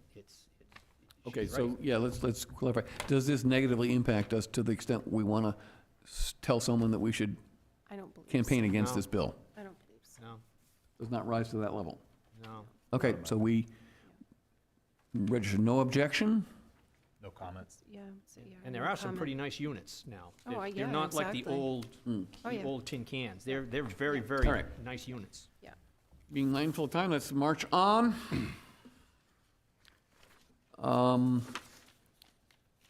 The next one is House Bill 96, which has to do with energy building codes. Does anyone care about that? Not tonight. Next one is 163, which has to do with state funds. Does anyone care about No. that? Nope. I think these are all in the package because the NHMA cares about them. Yeah, yeah, and it could be that I punched in House bill as opposed to Senate bill, so I'll go back and I'll double check. The other thing fees, is yeah. 174. I actually heard about this in another context. It had to do with Fish and Game, and they were going to allow the maximum weight of a utility terrain vehicle to go from 2,000 to 3,500, and this really affects woodland trails. I'm not even sure that's a planning board issue. Okay. 175, political expenditures. I don't think that affects us. No, Good, because that's a long one. yeah.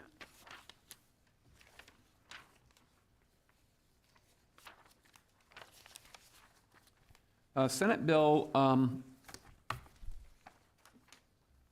188 has to do with third parties to inspect land, buildings, and structures to determine compliance with state and local building codes. I think that's a plan, it's not a planning thing, that's a code enforcement thing? No, I believe we care about this because I believe it also talks about if you look on page 2 of the bill, line 12, a development document will include a site plan.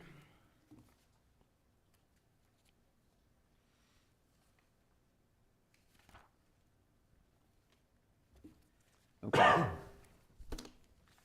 So, what does this change?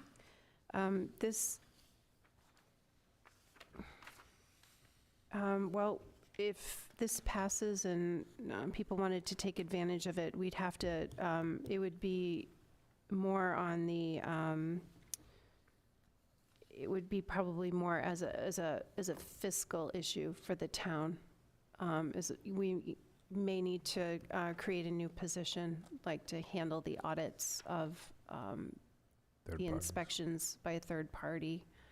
And so it's more of a fiscal issue for the town, I think, at this point. What does the NHMA think? NHMA, I believe, opposes, and I believe New Hampshire planners Okay, also so, had comment on We it. could safely, oppose, because I think Mr. Karen's going to largely rely on It's- yeah. NHMA. Yeah, it's been He handled. may make personal appearances on things that are really important. So I don't think we have to discuss that too much further. Senate Bill 188, independent permitting and inspections. Is that That's similar? the one we just did. Okay, you're right. 231. Now we're back to House Bill 231, transportation of students. That's Yeah, no. not something we Yeah, have to no. worry about. Senate Bill 265. This one I think we ought to do. like it. Repeal of religious land use exceptions. We like this one. Yeah, so Yeah. my vote is for OTP. Yes, Yep. yes. Okay.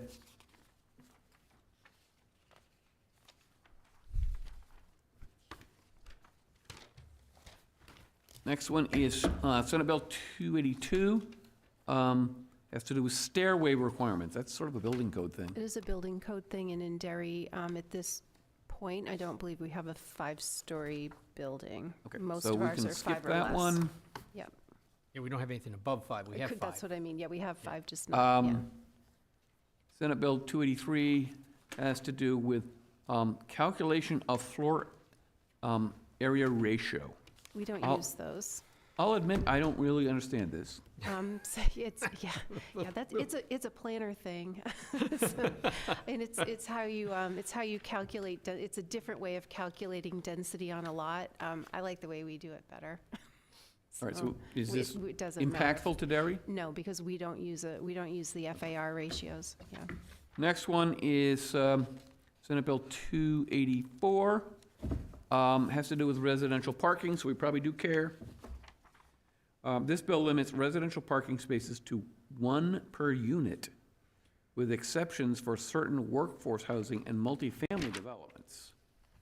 And so they're amending RSA 674:16, Roman 7, to strike out something about 1.5 residential spaces per studio, blah, blah, blah, and then replace that with, however, it shall not set maximum residential parking spaces per unit to more than 1 parking space per residential unit, except that studio and 1-bedroom units under 1,000 square feet that meet the requirements for workforce housing and multifamily developments of 10 units or more may require 1.5. This sounds like a rehash of something we just did. I'm looking at the wording, and I think they're just rewording what's there. And just, I'm it's thinking, though, very similar. that where they said maximum, they probably meant minimum. Yeah, I think, yeah, I don't think this changes anything for us. All right, so just on general principles, like no? The wording is so similar to what is already there. Yeah, so Yeah, I would say if it doesn't really change anything, just don't do it. yeah, I don't think we need to worry about it, yeah, okay. Next one is Senate Bill 291.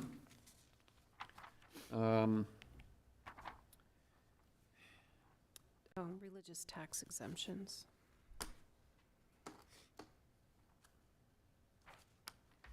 I don't know, does this affect land use?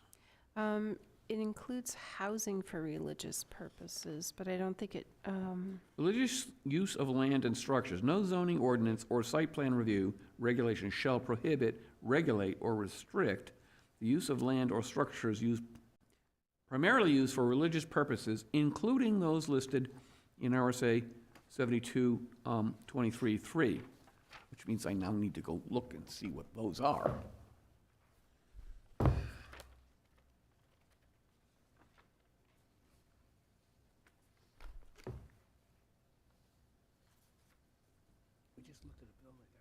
We don't have that chapter in our book, so I don't know what it is.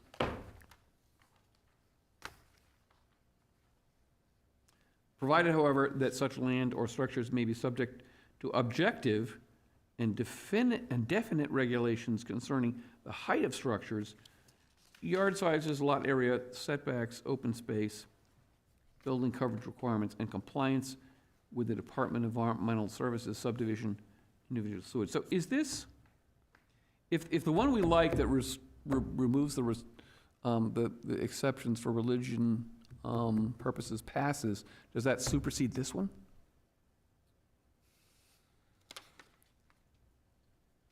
yeah, I think that was my note. How does it contradict? Oh, Yeah. They're contradictory. Well, no guarantee they're not. Right.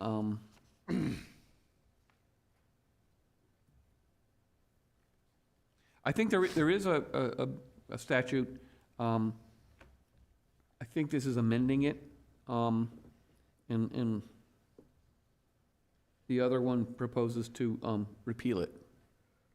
Yeah, So if we're for the one that repeals it, we can be against the one to amend it? I think so. Okay. Next one is Senate Bill 74. It has to do with state reporting requirements. Does that impact us at all? No.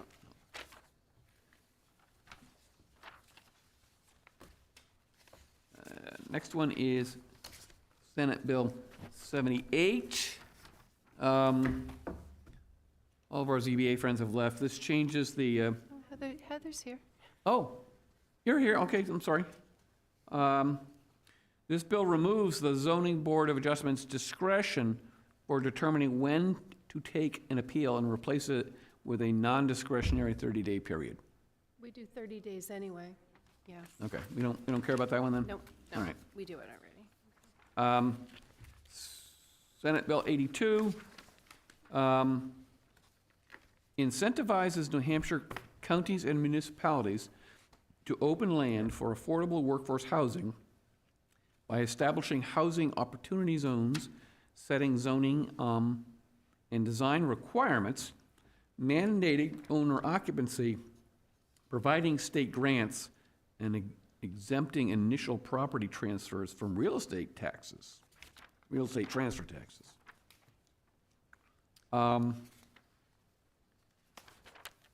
It's not horribly long, but they have a bunch of things that they're suggesting to do. It's called the HOPE Act, Housing Opportunity Project Extension. They're attempting to establish opportunity zones for multifamily, condominiums, single-family homes. Single-family homes may be built on 10th-acre lots, provided that special zoning exceptions may be required. Condominiums shall have common land, obviating the need for individual lot sizes. Homes shall be built on a slab to reduce costs, with storage provided by an attic or an oversized one-car garage. Homes shall be required to be owner-occupied by deed restriction. Counties and municipalities shall act as developers, managing the project, interviewing builders, and overseeing permitting. Shall not be age-restricted. State shall provide a $20 million in grant funds for infrastructure development, including but not limited to roads, water, sewer systems. No single municipality may receive more than $1 million. Eligible projects must include at least 30 single-family homes or 40 condominium units. Homes built on long-term lease land with a minimum of 50 years. So this sounds like it's an opportunity zone. It's something that we could take advantage of. I didn't read it as a shall. If I read this correctly, we would take some of our open vacant land that the town owns, and the town would become the developer of the lot and then a property manager. And then, but they'll give you a grant so you could do that. Well, it's incentivizing, so, Yeah, it's not mandating. not mandating, so No. do we object to something like this? We don't have to take advantage of it. No, Yeah, I would say no objection. okay.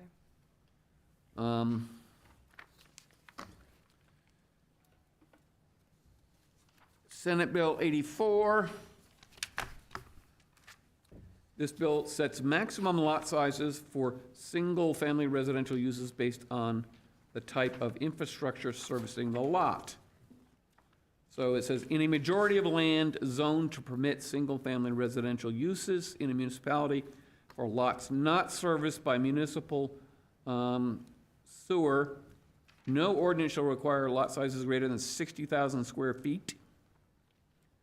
For lots serviced by municipal water, no ordinance shall require lot sizes greater than 44,000 square feet.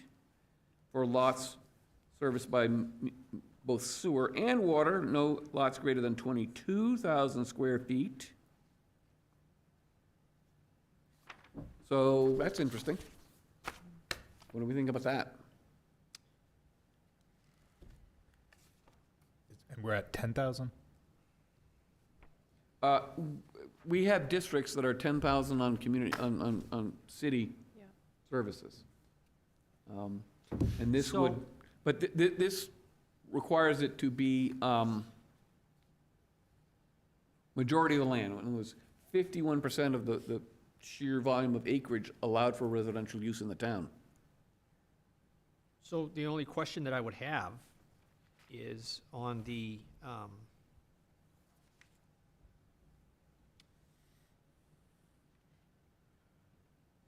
okay, so this, no, this is in line with, Similar to some of the other ones, just a little yeah, different. 60, Yeah. yeah, 66,000 square feet, acre and a half, Right, which is what some of the other bills are saying, as Yeah. long as the soils yeah. allow it. So it's really in line with, It's in line with what we do. Yeah. Yeah, the others for water or sewer, it's just a little over an acre. If you have Yeah. water and sewer, it's like half an acre, so.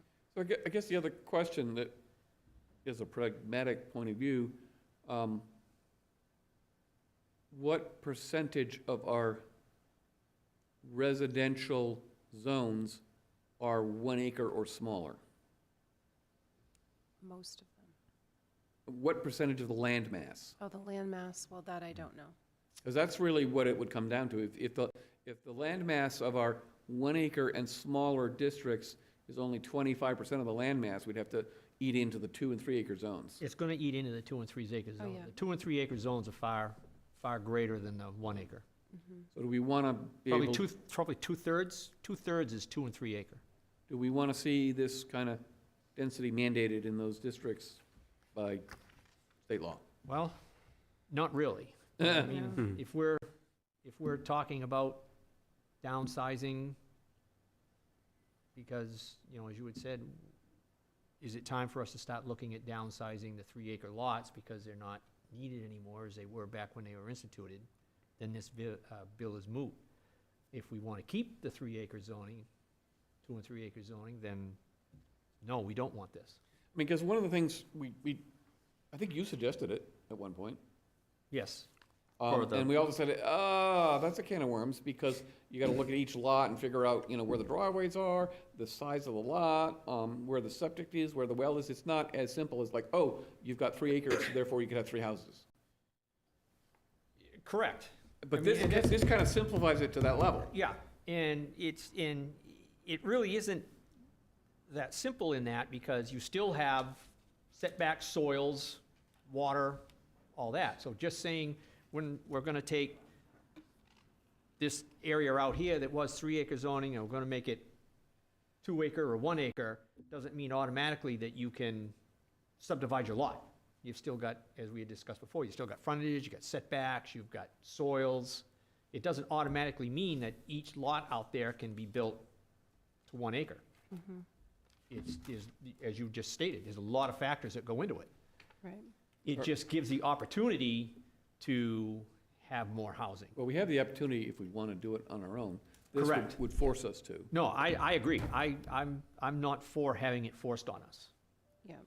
It just, if we did downsize it, all I'm saying is it wouldn't affect us as much as it does now. No, and you still have, they have the clauses in here that, you know, if you need a larger lot size for your well and your septic, then you're going to get a larger lot Yeah. size. And, you know, we still have the right to zone for other things that aren't related to the minimum lot size. So it's not a horrible one. I'm not for it, but if we got stuck with it, it's not horrible. Is that, what do other people think? Not in favor. Not in favor. Not in favor, but do you think it's horrible? No, to repeat Mr. Perkins from, a couple hours ago, I would rather have the local control rather than the state. Yeah, well, I think we all would, but.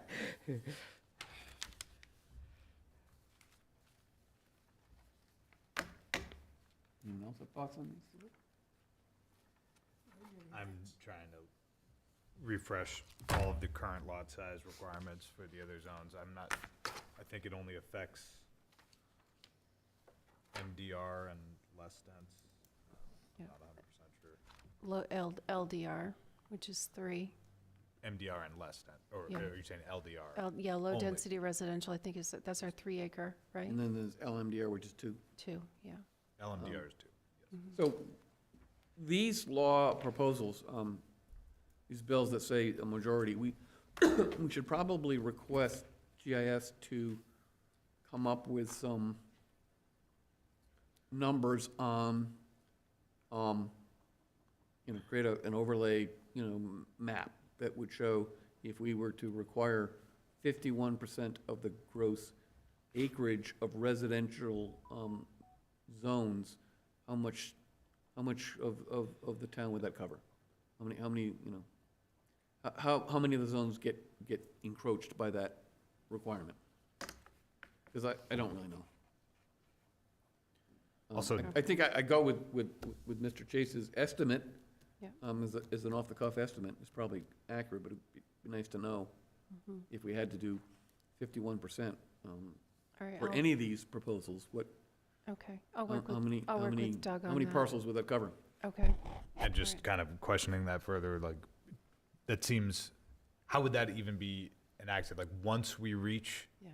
a majority, then that Then you no say- longer applies? No, I think you so- have to know. rezone such that after you've done the zoning, Okay. 51% of the land mass falls into the new requirement. So it requires a rezoning. That makes sense. Yeah. In those two zones that we're talking about, when you look at the zoning map, it's those green areas, like the larger green areas as you go out from the center of town. There's a map in these There is, books, yep. right? Oh, yeah. Somewhere. Yeah. Very, very back. Very pretty. Yep. Um,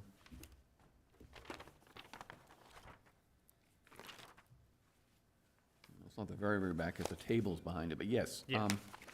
So if you look at the zoning map, and you assume that any, oops, just almost stripped that out. that- Anything that's the mint green color, or the army olive color,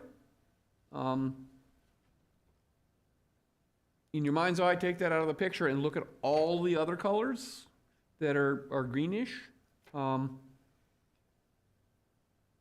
Yeah, I'm thinking it's gonna, at least take up the LMDR, if not some of the LDR. Yes. Yeah, the majority of that area. Yeah. Mhm.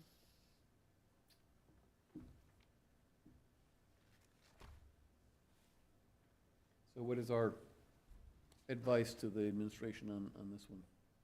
ITL. Hmm? ITL. Okay, Yeah. we can ask for that. Yeah.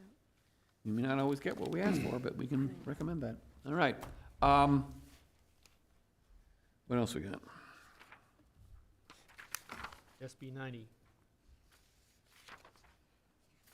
You know my feeling on that one.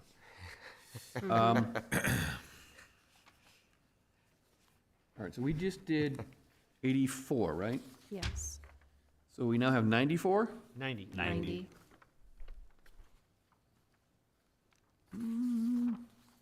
Why do I not have 90? Did I get them out of order?